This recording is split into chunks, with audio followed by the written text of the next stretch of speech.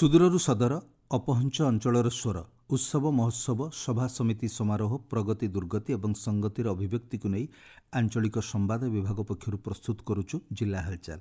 ଆଜି ଜିଲ୍ଲା ହାଲଚାଲରେ ଶୁଣନ୍ତୁ ନୂଆପଡ଼ା ଜିଲ୍ଲା ସମ୍ପର୍କରେ ତଥ୍ୟ ଦେଇଛନ୍ତି ଆମ ନୂଆପଡ଼ା ସମ୍ବାଦଦାତା ତପନ ରଞ୍ଜନ ଦାସ ଓ ଉପସ୍ଥାପନାରେ ମୁଁ ସତ୍ୟବ୍ରତ ବେହୁରା। ନୂଆପଡ଼ା ଜିଲ୍ଲା ଖଡ଼ିଆଳ ଦରବାର ହଲ୍ଠାରେ ମୋଦି ସରକାରଙ୍କ 12 ବର୍ଷ ପୂର୍ତ୍ତି ଅବସରରେ ଏକ ବୁଦ୍ଧିଜୀବୀ ଓ ଅବସରପ୍ରାପ୍ତ କର୍ମଚାରୀଙ୍କ ସହ ସମ୍ମିଳନୀ ଅନୁଷ୍ଠିତ ହୋଇଯାଇଛି।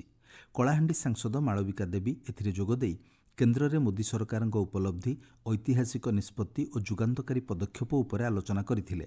ସମ୍ମିଳନୀରେ ଅବସରପ୍ରାପ୍ତ କର୍ମଚାରୀମାନେ ଯୋଗଦେଇ ଅଞ୍ଚଳ ପାଇଁ ଆବଶ୍ୟକ ଥିବା ବିଭିନ୍ନ ଯୋଜନା ଉପରେ ଆଲୋକପାତ କରିଥିଲେ। ए संपर्क में सांसद मालविका देवी कहते आज लोग बुद्धिजीवी माने अछन जे रिटायर्ड भी हिछन तांकर संगे आलोचना माने करलु काना काना खरियार लागी ताके दरकार अछि केन हिसाब रे खरियार डेवलपमेंट आग के बरबा लोक मन संगे मतामत करी के का काम करबाटा सबठु भल जिनिस और से हिसाब रे बुद्धिजीवी चाहुछन कि हमने सब लोग संगे मिसी के काम करू।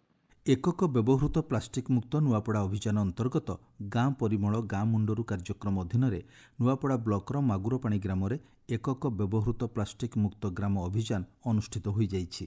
स्वच्छ सुस्थ एवं परिवेश अनुकूल ग्राम गठन लक्ष्य में आयोजित यह कार्यक्रम में नुआपड़ा जिलापाल मधुसूदन दास मुख्य अतिथि भाव जोगदे एकक व्यवहृत प्लास्टिक वर्जन एवं स्वच्छता को जन आंदोलन में परिणत करने को समस्त आह्वान देइछन्ति। आमे गत वर्ष यही विश्व परिवेश दिवस रे साहस सहित घोषणा करितलु कि आम जिला को एकक व्यवहृत प्लास्टिक मुक्त जिला रूप में परिगणित करिवु। से साहस आज सफलता रे परिवर्तन होइछि। वर्ष पुराणी उपलक्षे आमे लोक मानकर सहयोगिता सहभागिता रे अभूतपूर्व सफलता हासिल करछु। एकक व्यवहृत प्लास्टिक ना करिवारे आमे आशा पोषण करूछु आसंत दिन मानकरे एहा लोक मानकर कार्यक्रम हबो। जिला प्रशासन हाथ को नेले भी लोक मानकर जो भल पाइबा अच्छे कार्यक्रम को घर एवं घर बाहर सबुआड़े एकक व्यवहृत प्लास्टिक को मना करिवार जो मानसिकता प्रतिफलित होइछि सब लोक भितर से जिला प्रशासन तरफ एवं समस्त तरफ जिला प्रिय अधिवासी मानू धन्यवाद ज्ञापन। नुआपड़ा जिला परिवार नियोजन कार्यक्रम में राज्य में प्रथम स्थान अधिकार करिछि।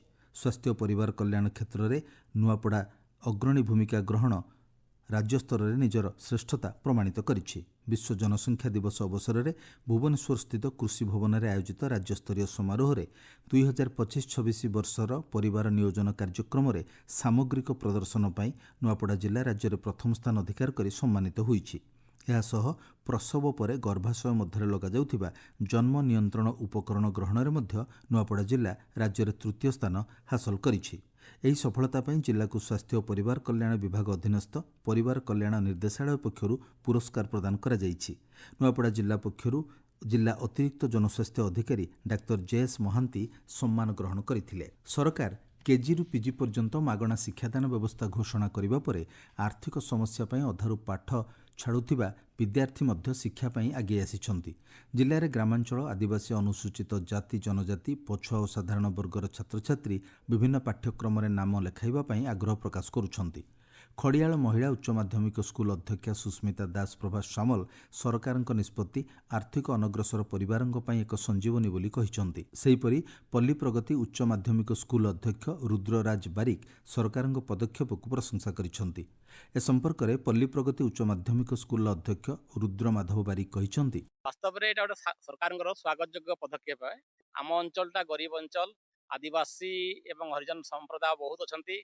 से पिला माने आमे देखिछु अतीत रे सेमानकर वार्षिक फीस देला बेलको भारी कष्ट होतिला। सरकार जो व्यवस्था कले केजी रु पीजी पर्यंत मागणा देयमुक्त शिक्षा कले बहुत भल होइछि। आमे आज भी देखुछु आज आमर जो माने सिलेक्शन लिस्ट आइथिले अति उत्साहित थिले। अभिभावक माने छात्र छात्री माने बहुत खुशी लागुतिले से माने कि आ किछि तांको देय देबाको पडु नाही। आ ये व्यवस्था सरकार जो करिसंती निश्चित भाव में मु तो कहबी आम नुआपड़ा भलिया गोटे अनग्रसर जिल्ला रे एटा आमे तांको स्वागत करछु सरकार पदक्षेप। जिला मुख्य चिकित्सालय नुआपड़ा ठारे निक्षय पोषण योजना अधीन एक स्वतंत्र कार्यक्रम आयोजन करा जायथिला। एमसीएल कॉर्पोरेट सामाजिक दायित्व एचआईवी एड्स गवेषणा जत्न केन्द्र सहयोग में नुआपड़ा ब्लॉकर 210 जन रोगी मध्य 60 जन को पोषण किट बंटन करा जायथिला।